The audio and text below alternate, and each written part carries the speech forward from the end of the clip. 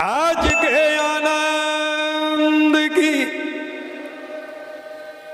धर्म की, अधर्म का, प्राणियों में विश्व का, बोल जम्बेश्वर भगवान की। श्रद्धेय मैं श्री स्वामी रामाकृष्ण जी महाराज जी, श्रद्धेय श्री स्वामी रामानंद जी आचार्य जी महाराज जी, श्रद्धेय श्री स्वामी कृष्णानंद जी महाराज जी, अभिन्न आत्म सनई मैं श्री स्वामी मनोदास जी महाराज जी, श्री स्वामी भागवतदास जी शास्त्री जी, श्री स्वामी राजेंद्रानंद जी, लालासर के मैं श्री स्वामी सच्चिदानंद जी, संजन अखिल भारतीय विश्व महासभा के प्रधान श्री देवेंद्र जी बोडिया, माननीय मंत्री महोदय श्री सुखराम जी, पूर्व विधायक एवं पूर्व अखिल भारतीय विश्व महासभा के अध्यक्ष श्री हीरालाल जी, सम्मानित मंच प्रभु प्रेमी सज्जनों, माताओं, बहनों, 2 वर्ष के अंतराल के बाद यहाँ इस पवित्र परिसर में बैठ करके अपन लोगों को जागरण सुनने का सुंदर अवसर मिलने जा रहा है। सज्जनों, ये मेले संतों ने क्यों लगाए, मेले लगाने का उद्देश्य क्या था और वर्तमान में हम किस दिशा में आगे बढ़ रहे हैं, समय रहते अगर चिंतन नहीं किया आने वाली पीढ़ी को बहुत पछताना पड़ेगा। सदगुरुदेव भगवान जामो जी के स्वधाम गमन के बाद थोड़ी अल्पकाल अवधि के अंदर समाज में एक बहुत बड़ा भटकाव आया था। बीलो जी जैसे सिद्ध संत, आप अनुमान लगा सकते हैं, जोधपुर दरबार में जब पधारे, जोधपुर दरबार ने बीलो जी बिना मौसम के मतीरा मांगा तो चदर के नीचे हाथ डाल करके निकाला और मतीरा पकड़ा दिया। सिटिया मांगा, ऊँखिया मांगा, चादर में हाथ डाला, उनको पकड़ा दिया। आप अनुमान लगाइए वो सामान्य संत नहीं थे। ऐसे सिद्ध संत ने संपूर्ण समाज में भ्रमण करने के बाद उन्होंने सोचा ये समाज कहने से मानने वाला नहीं है, ये समाज समझाने से मानने वाला नहीं है। ये राजा के पास जाना पड़ा और राजा का सहयोग लेना पड़ा। बीलो जी महाराज की दिव्य शक्ति से प्रभावित होकर के जब जोधपुर दरबार ने कहा, गुरुदेव मेरे योग्य कोई सेवा है तो मुझे बतलाइए। बीलो जी ने कहा, मुझे खूंटा चाहिए, कोड़ा चाहिए, 5 सिपाही चाहिए। मेरे मुंह से निकली हर बात राजज्ञा की तरह मान्य हो। एक राजा ने हर बात को स्वीकार किया। बीलो जी महाराज हर विष्णु के गांव के अंदर पहुंचे और चौपाल में खूंटे को गाड़ा। गांव का मुखिया जो पथ भ्रष्ट था उस खूंटे से बांध के बेरहमी के साथ पिटाई की। चमड़ी उधड़ गई, लहू की धारा बहने लगी। चीख चीख के जब कहने लगा, आज के बाद ऐसी गलती में भविष्य में दोबारा नहीं करूंगा। एक मुख्य व्यक्ति जो अनुशासित हुआ, भय के मारे पूरा गांव जब अनुशासित हुआ, तो बीलो जी महाराज ने पंचायती मॉनिटरिंग व्यवस्था व्यवस्थित की। जैसे क्लास में एक मॉनिटर होता है, ऐसे गांव के अंदर पंचों की नियुक्ति की और उन पंचों को दायित्व सौंपा। आप लोगों का काम है गांव में धर्म से विरुद्ध अगर कोई आचरण करता है उसको आप समझाएं, समझाने से नहीं माने से दंडित करें, दंड से नहीं माने समाज से बहिष्कृत करें, और उसके बाद भी नहीं माने समाज स्तर पे पंचायती मुकाम और जंभा में होती थी यहां 6 महीने के बाद मेला लगता, पूरे समाज का लेखा जोखा यहां प्रस्तुत किया जाता था।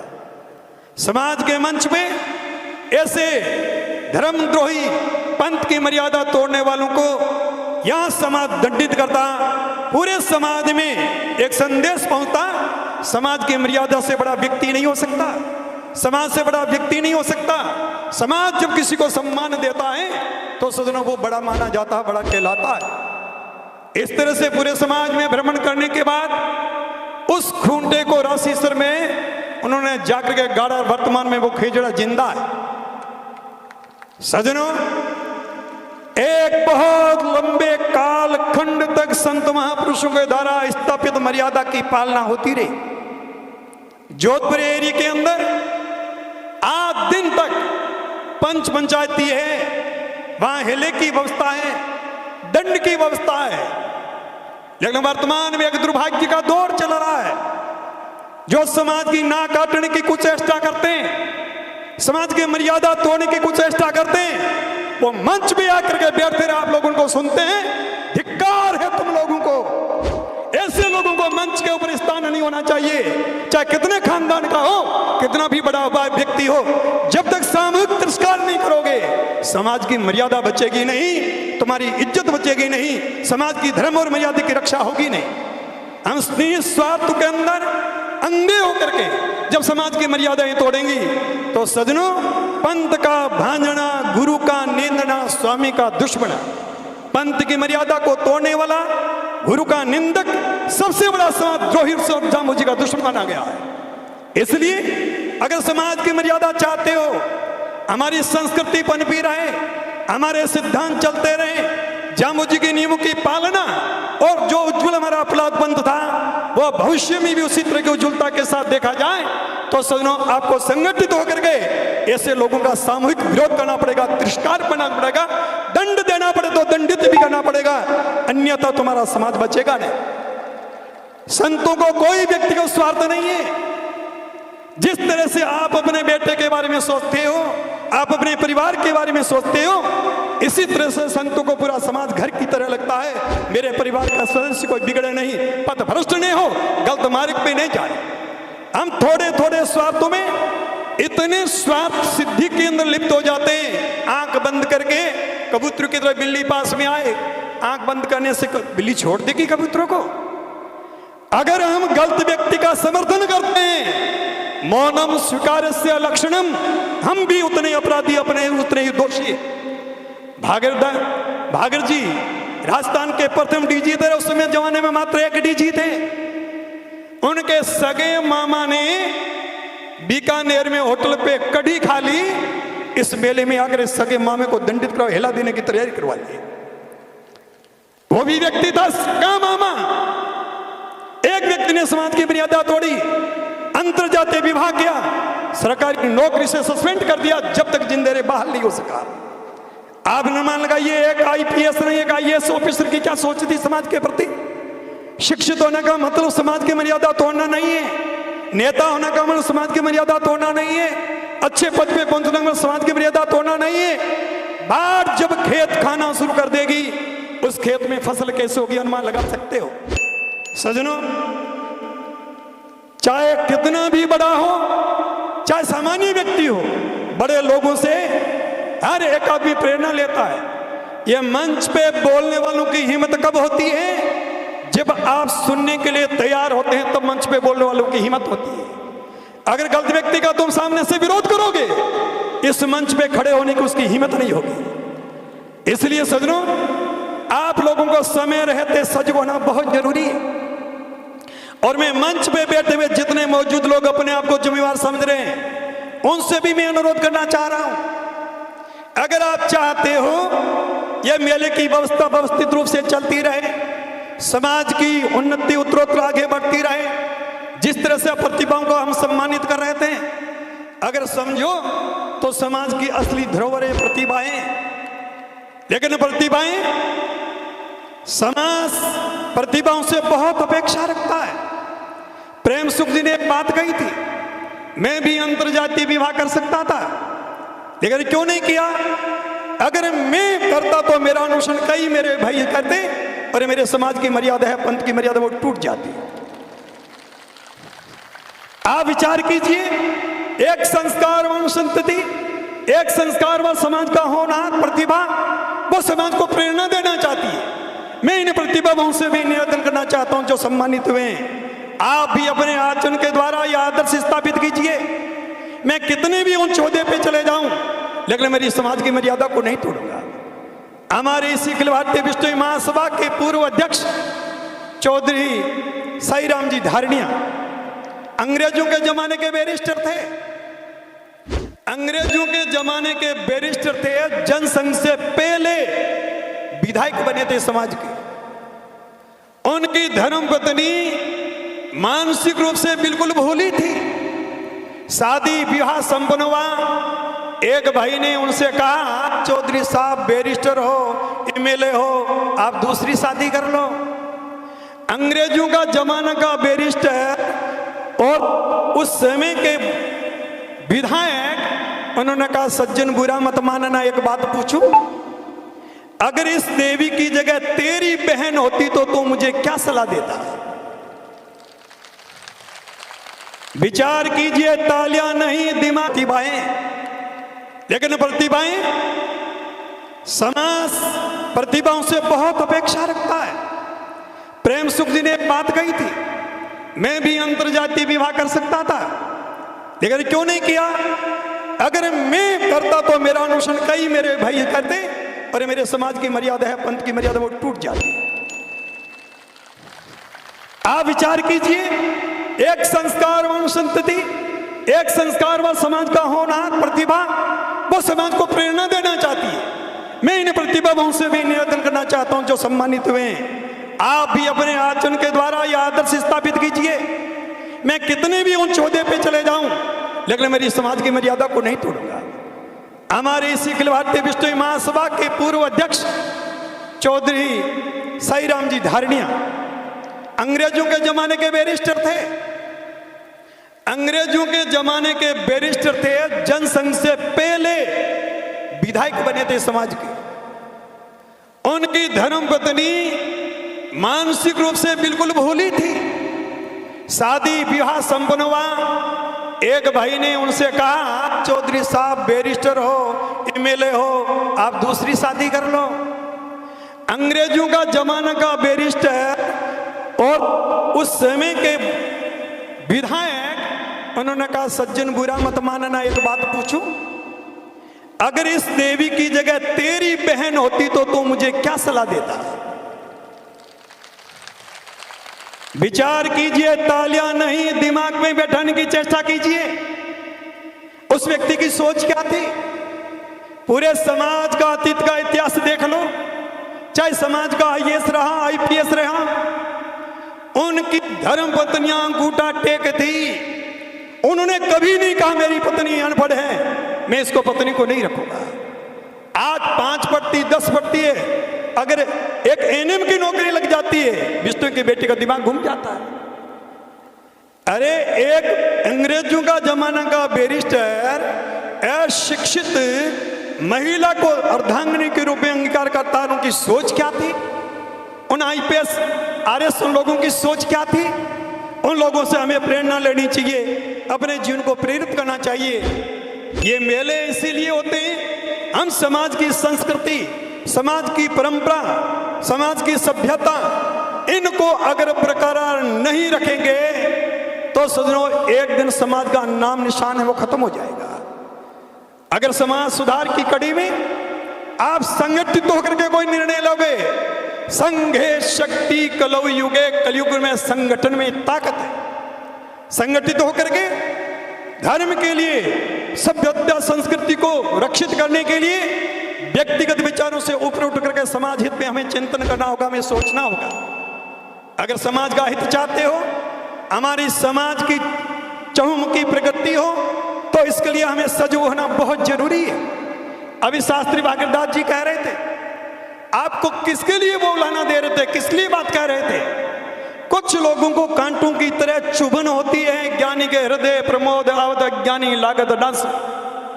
मारवाड़ में ऊंट पशु कोई बीमार हो जाता, हलवानी को अंगारी की तरह गर्म करने के बाद डाम देते थे। पशु हिल जाता, गल जगह में डाम लगता तो बीमारी नहीं पैदा हो जाती थी, और सही पे अगर डाम लगता तो टूटी हुई हड्डी भी जुट जाती थी। इसलिए सजनों, अगर सही और सटीक बात को दिलो दिमाग में बैठाओगे, एक समय आएगा जब तुम याद करोगे किसी जमाने में, किसी समय पे हमने उचित समय पे उचित निर्णय लिया था और समाज के अंदर उसको क्रियान्वित किया था, जिसका प्रतिफल वर्तमान में सुखद हम फल देख रहे।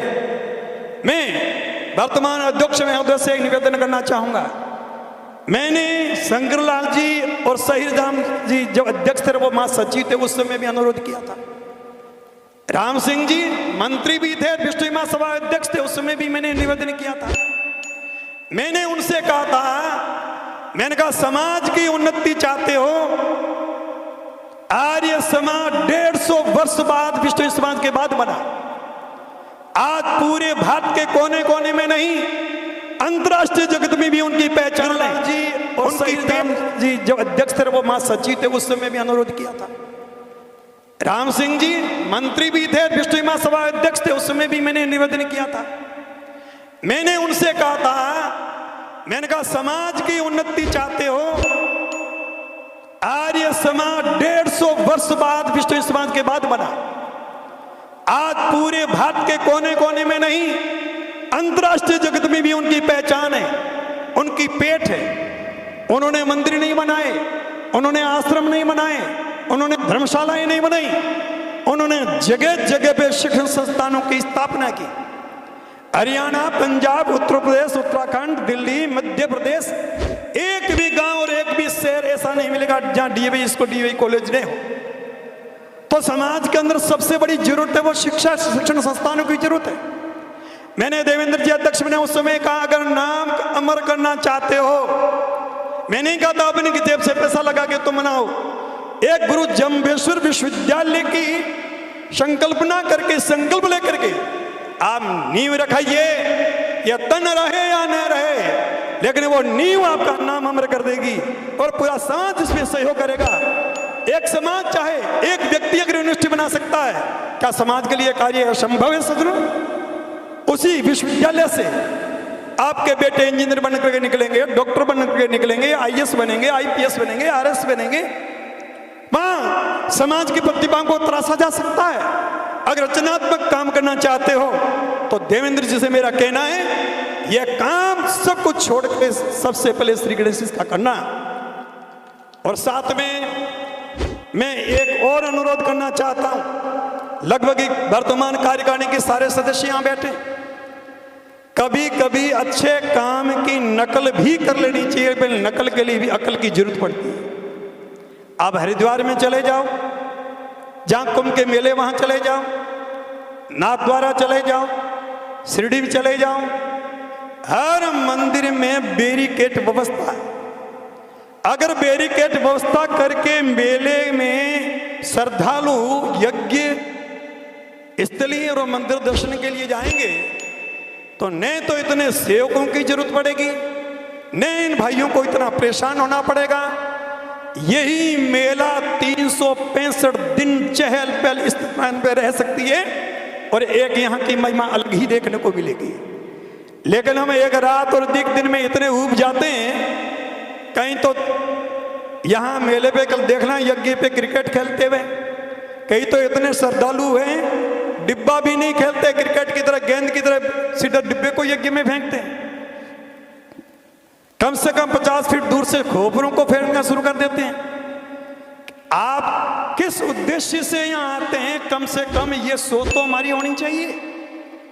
ये व्यवस्था सबसे प्रणाला व्यवस्था अगर सिस्टम हो जाए, ऐसा सिस्टम चाहे वो 5 किलो घी एक साथ में डाले, यज्ञ कुंड में उतना ही जाए, बाकी नीचे प्रणाली में बर्तन तो उसमें घी आ जाएगा।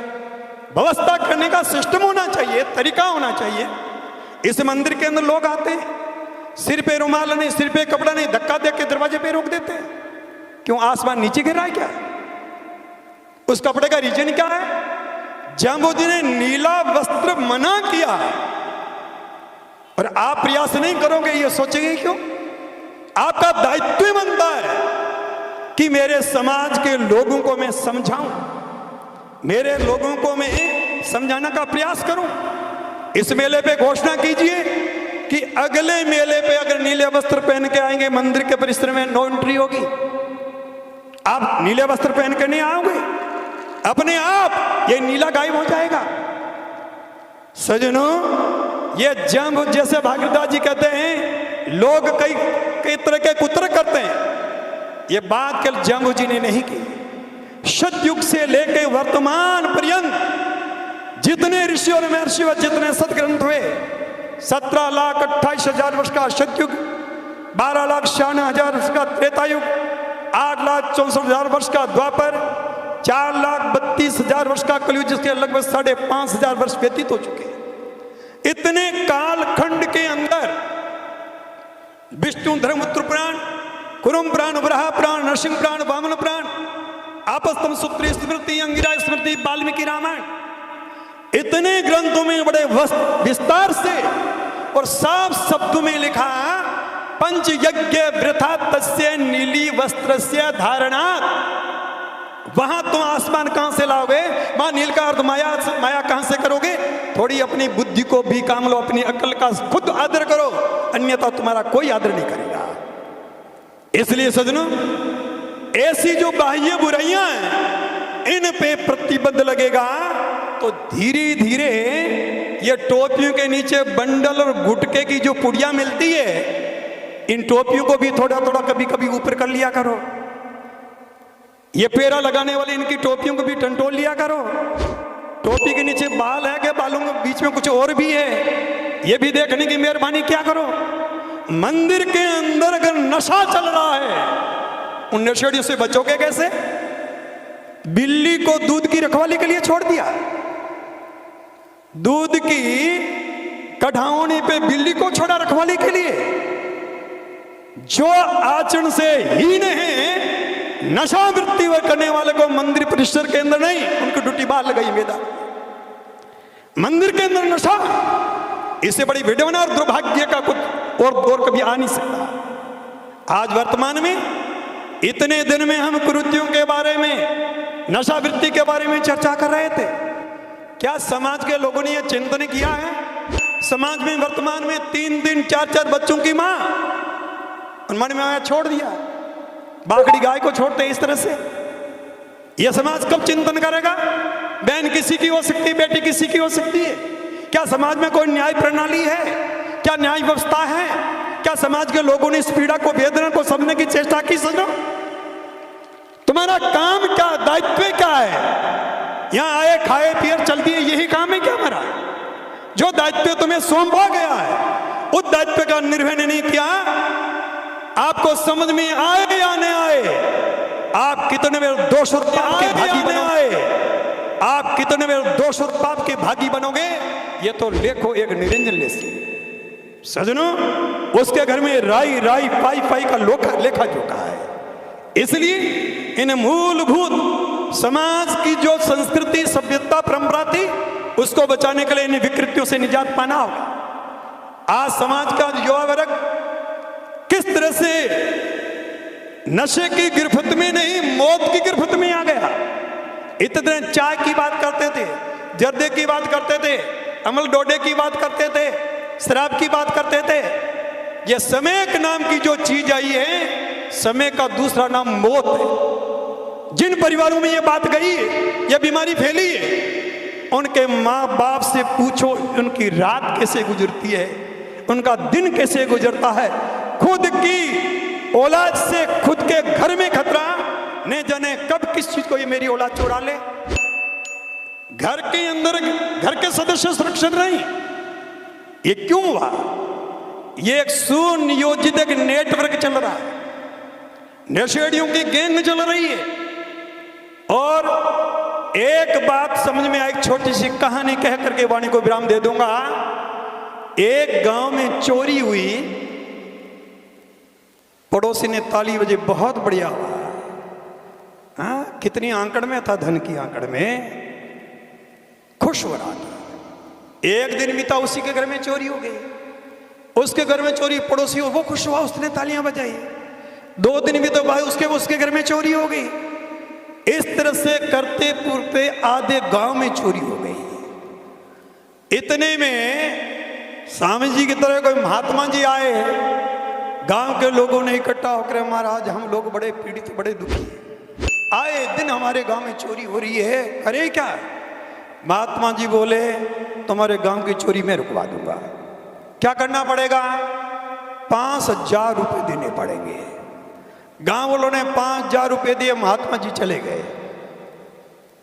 15 दिन बीत गए, 20 दिन बीत गए, चोरी तो ऐसी ही होती जा रही है। 15 दिन के बाद महात्मा जी वापिस आए, कहा भैया 5,000 में चोरी रुकने वाली नहीं, 5,000 और दो, अगर चोरी को रुकवाना है। गांव वालों ने 5,000 रुपये और दिए। महात्मा जी लेके चले गए। 1 महीना बीत गया, चोरी रुकी नहीं। लगभग 75% घरों में चोरी हो चुकी। 1 महीने के बाद महात्मा जी आए। दूर से आते महात्मा जी को देखा, हर घर का नौजवान लठ लेकर के बाहर निकला। जितने गांव में घर थे, हर घर से लठ लेके महात्मा की तरफ भागे। आगे महात्मा जी, पीछे गांव, पूरा गांव। महात्मा जी को लगा आज पूरा गांव तेरे पीछे पड़ गया है, आज बचना मुश्किल है। सामने एक पहाड़ी थी, सीधी पहाड़ी चढ़ने लगे और जवान जल्दी से थोड़े पास में पहुंचे। महात्मा जी ने वो 10,000 की पोटली उनके सामने भेगी, फेंकी, ये तुम्हारे पैसे, रुक जाओ। गांव वालों ने कहा बाबा 10,000 लेके गया, 10 की पोटली वापस फेंक दी। तो महात्मा जी 10,000 वापस फेंक दी, आप लेके क्यों गए थे? अरे हमने चोरी रुकवाने के लिए पूछा था आपसे। कहा भाई मैं पहली बार आया, पैसा मांगा तुमने दे दिया, दूसरी बार आया, पैसा मांगा तुमने दे दिया, लेकिन तीसरी बार आने लगा तुम सजग हो गए, पूरा गांव संगठित हुआ तो मुझे भागने के लिए मजबूर कर डाला। इसी तरह पहले दिन तुम संगठित हो जाते तो तुम्हारे गांव में चोर को प्रवेश करने का मौका नहीं मिलता। किसी भी बुराई को रोकने के लिए समाज अगर संगठित हो जाता है तो सज्जनों, समाज में कोई भी बुराई प्रवेश कर नहीं सकती। हम एक पड़ोसी के घर में बुराई दस्तक देती है, हम खुशी मनाते हैं, अरे अगले दिन तेरा बेटा चपेट में आएगा, अगले दिन अगले के आया। इस तरह से पूरे परिवारों में आग लग जाएगी, उस आग को बुझाएगा कौन? इसलिए आप लोगों से मेरा अनुरोध है, आप लोगों से मेरा विशेष आग्रह है, कम से कम खुद के लिए सोचिए। बहुत से लोग पैदल आए, बहुत से लोग बसों में आए, बहुत से लोग रेल में आए। आने में जरूर थोड़ी बहुत तो तकलीफ सबको ही होगी। आए तो हर एक के मन में कोई न कोई श्रद्धा, कोई कोई कामना, कोई न कोई इच्छा जरूर रही होगी।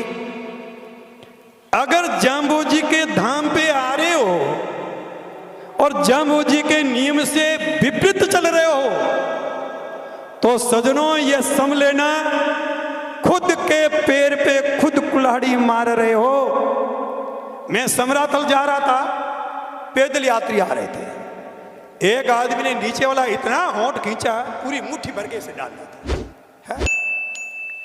मेरे मन में आई, ये क्यों पैरों के छाला कर ली इसने की है? ये क्यों धक्के खाने के लिए आया? घर काम करता, किस लिए आया?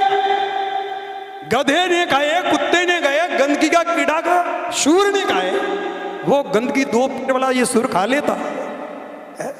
अरे नौजवानों, इस पुड़िया के ऊपर असली नाम लिखा रहता, ऊपर लिखा गुट खा, नीचे ने रजनीगंधा, पान पराग, पता नहीं क्या क्या लिखा रहता है। असली नाम तो ऊपर है गुट, वो टे है नहीं। व्याकरण में एक सूत्र चूटू, चैवर टैवर की संज्ञा होती, तस्य लोप से लोप हो जाता है। गंदगी 2 फीट वाला ये सुर खा लेता।